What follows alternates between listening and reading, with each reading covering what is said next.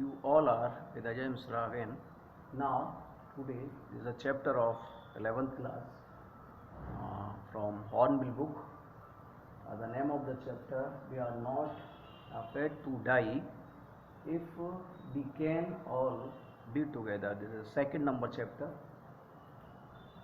First, I will tell you about the summary and a full or complete details of the chapter in this video. This chapter written by Gordon Cook is the name of he is also a narrator, and Alan East. He narrates this story. Now I am just telling you about the characters, who are the character in the story. First and important character is the narrator, who is a 37 years old businessman of Britain, British businessman, married. She is a wife of narrator. Jonathan is a son of narrator. He is 6 years old, and Suzanne, she is the narrator's daughter. She is 7 years old, and there are two boatmen. First name is Larry Weasel, who is an American, and second is Herb Sigler. He is Swiss. So I provided you all the details and characters about this chapter. One thing I want to tell you about also, here is the name of a boat, that is a Wave Walker. Wave Walker is the name of the boat. It is 23 meters long and 30 ton weight. It's a name of a boat. Actually, the narrator who wants to make a round of the world by the sea, so he decides to break the record, 200 years ago record of Captain James Cook. 200 years old record of Captain James Cook. I am just going to tell you all these things into Hindi. Chapter हमारा Hornbill का है, we are not afraid to die if we can all be together. Hindi है, हम सब अगर एक साथ हों तो मरने से नहीं डरते. इसको गॉर्डन कुक और एलन ईस्ट ने इसको लिखा है. इसमें जो कैरेक्टर्स हैं वो नरेटर है, मैरी इसकी वाइफ, जोनाथन इसका पुत्र, सुजैन ये 7 साल की इसकी पुत्री, और 2 बोटमैन हैं, नाविक हैं, लैरी विजिल ये अमेरिकी है, और हर्ब सिगलर ये स्विस है. मेन एक और जो करेक्टर अगर हम देखें, करेक्टर या मेन जो थिंग है एक और, वो है हमारा वेव वॉकर. ये 23 मीटर लंबी नौका है, 30 टन इसका वजन है. तो है क्या है एक्चुअली, जो नरेटर है वो डिसाइड करता है कि वो कंप्लीट वर्ल्ड का एक राउंड करेगा, एक चक्कर लगाएगा बोट से. इसलिए उसने वेव वॉकर नाम एक बोट बनवाई है, स्पेशली उसने बनवाई है. और वो चाहता है कि 200 साल पहले जो कैप्टन जेम्स कुक ने रिकॉर्ड बनाया था, उस रिकॉर्ड को वो तोड़े. तो वह इस सारी चीज़ों के साथ, सारे साजो सामान के साथ वेव वॉकर को लेकर के समुद्र में उतरता है. इससे पहले उसने जितना सारा वह अभ्यास कर सकता था, जितना कुछ अभ्यास कर सकता था वह उसने अभ्यास किया. जो रफेस्ट वेदर है, जो सबसे बुरी से बुरा वेदर है इंग्लैंड में, उस इंग्लैंड में जो जिस समय बहुत ख़राब मौसम होता है नदियों में, उसने काफ़ी पिछले 2-3 सालों से काफ़ी अभ्यास किया था, जिससे अगर कोई भविष्य में उसके सामने खतरा आता है तो उसका वह सामना कर सके। ये लोग स्टार्ट करते हैं अपनी जर्नी को, अपनी यात्रा को, और बहुत अच्छी तरीके से अपना जो फर्स्ट स्टेप, फर्स्ट पड़ाव है जो, उसको आसानी से पार कर लेते हैं और केप टाउन तक आराम से पहुंच जाते हैं। वहीं पर ये जो यहाँ पर जो बोटमैन्स हैं उनसे उन्हें और लेते हैं। आराम से इनका ये सफ़र बीतता है। अब 25 दिसंबर को ये लोग बड़े आराम से क्रिसमस सेलिब्रेट करते हैं। उस दिन से ही मौसम ख़राब होता है और जो मौसम है वो लगातार ख़राब होता जाता है। हालांकि उन्हें उम्मीद ये होती है कि मौसम धीरे धीरे सही होगा, लेकिन ये सही की जगह और ख़राब होता जाता है। बात सीधे आती है 2 जनवरी की। 2 जनवरी को हाल बहुत बुरा होता है।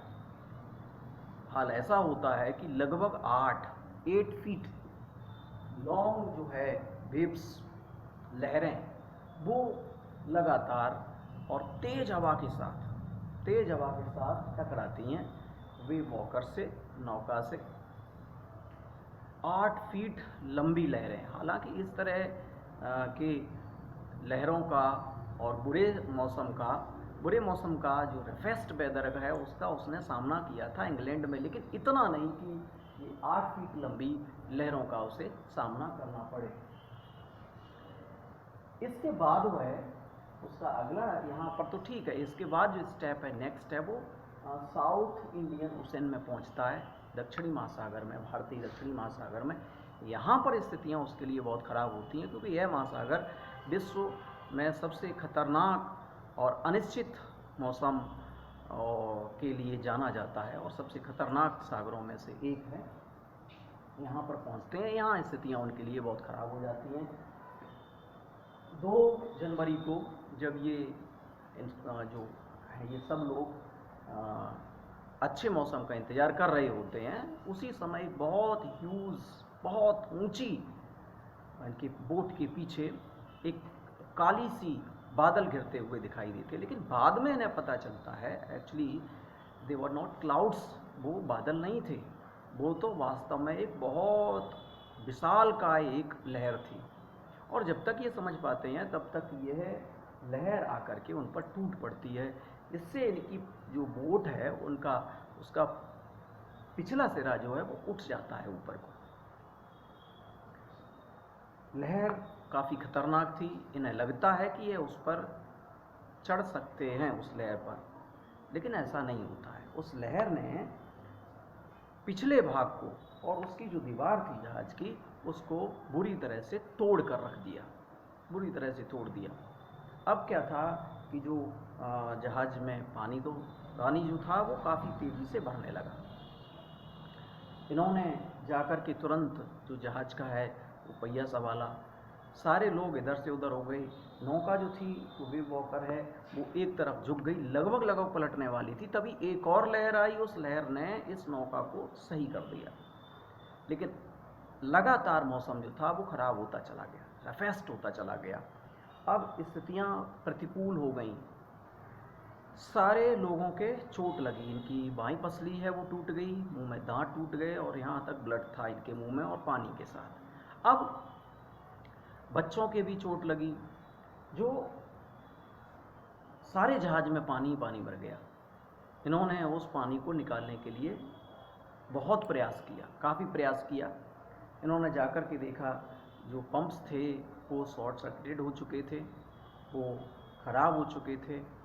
फिर इन्होंने जाकर के अंदर देखा कि एक जो एक्स्ट्रा पंप ये लेकर चले थे, सौभाग्यवश फॉर्चुनेटली इट वाज राइट, ये सही था। उस पंप को लेकर के उन्होंने उस पानी को निकालना शुरू किया और कैनवास लेकर के उस जो रिपेयर जो जिस दीवार के सहारे पानी लगातार भरता आ रहा था उसको रिपेयर करना शुरू किया। पानी पूरी तरह से रुका नहीं, लेकिन कुछ हद तक वो है रुक गया।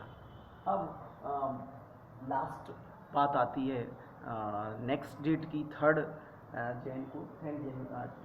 जनवरी को इन्होंने वही किया सब कुछ, लेकिन स्थितियाँ प्रतिकूल और होती गईं।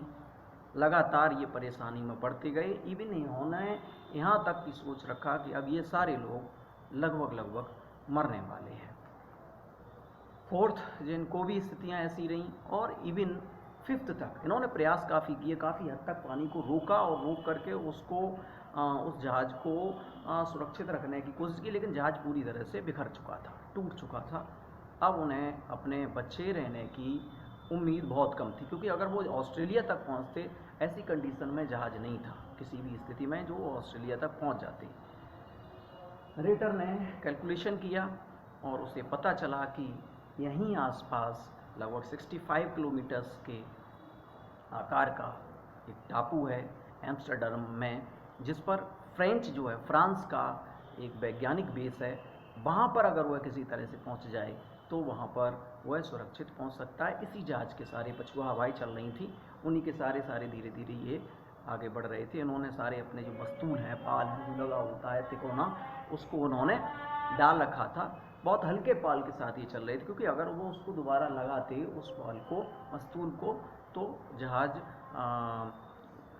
जिससे तनाव की वजह से और टूटने का भय रहता। उसी के साथ वह चले जा रहे थे। बच्चों के पास जब ये निराश हो गई है और मैरी दोनों यह जाकर के बच्चों वाले केबिन में गई, उनसे पूछा तो पता चला कि जो जैन, जिसको सू बोलते हैं, स्यू, वो उसके सर पर एक चोट है और उसकी आँखें जो हैं वो उनमें स्वेलिंग आ गई है, काफ़ी बड़ी हो गई हैं, वहाँ एक काला सा स्पॉट हो गया है, वह लगा हुआ। उसने, जो नरेटर है, उसने कहा तुमने पहले क्यों नहीं बताया। तो जो 7 इयर्स ओल्ड डॉटर है सैन, उसने बड़े प्यार से और समझदारी से कहा कि आप लोग हमारी लाइफ को सरवाइव करने में लगे हुए थे, लाइफ को सेव करने में लगे हुए थे, हम आपको प्रॉब्लम में कैसे डालते, कैसे कष्टों में डालते। इसके बाद लेखक ने तय किया हम किसी प्रकार से इस समुद्र से लड़ेंगे और हम कोशिश करेंगे बचने की। फिर वापस आ गया। उसने लैरी को बताया कि जो अब हम जो नेक्स्ट हमारा जो जर्नी है वो हम करेंगे उस जो हमारा टापू है उसके लिए। अगर हम वहाँ पहुँच जाते तो हम सब सुरक्षित पहुँच जाएंगे। उसने अनुमान लगाया कि लगभग 5 बजे तक हमें वहाँ पहुँचना चाहिए। इसी मध्य में जब वह बाहर थे, सुजैन और जो जोनाथन था, ये सुजैन जो है, उन्होंने एक कार्टून बनाया, उसमें फादर और मदर पेरेंट्स की उन्होंने पिक्चर्स बनाई और दिखाया कि देखो ये दो फनी पीपल हैं यहाँ पर, और हमारी तरह ये हंसना चाहते हैं लेकिन हंस नहीं पा रहे। उसको देख कर के हमें काफ़ी हंसी आई। इसी मध्य उसने लड़की और जो उनका लड़का था, पुत्र और पुत्री, उसका एक प्रश्न था, वो यही, क्या हम सब मरने जा रहे हैं। लेखक, नरेटर जो है वो चुप हो जाता है, उसके पास कोई आंसर नहीं होता है, रिप्लाई इसका। लेकिन वह कहते हैं, यही जो चैप्टर है हमारा, we are not afraid to die if we can all be together, कि फादर हम मरने से नहीं डरते हैं अगर हम सब साथ साथ हों, आप, मैं, माँ, सू, ये सब साथ साथ हों तो हमें मरने से कोई डर नहीं है।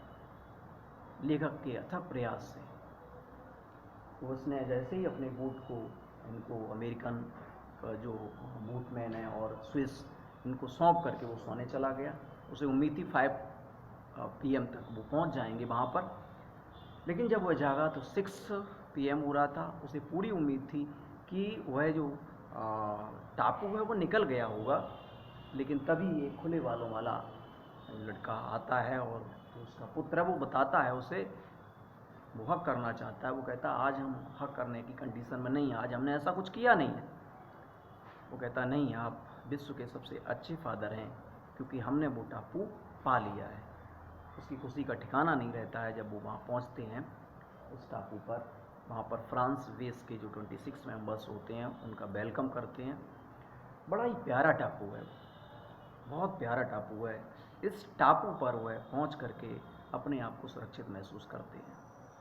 वो प्रशंसा करता है अपने बच्चों की और विशेष रूप से उस लड़की की जिसकी इतनी चोट होने के बावजूद। वो बताता है बाद में उसे जब ब्लड जो था उसके डिपॉजिट होने की वजह से, जमने की वजह से उसके कई एक सारे ऑपरेशन करने पड़े थे, उसके बाद वह सही हुई। तो चैप्टर हमें ये बताता है कि हम कितनी ही मुसीबत में क्यों ना हों, अगर हम उससे बड़े मन तन मन से अगर हम उससे लड़ते हैं तो उस मुसीबत से पार पा सकते हैं। तो this was the summary of this chapter. I hope you will understand this one. Okay, thank you.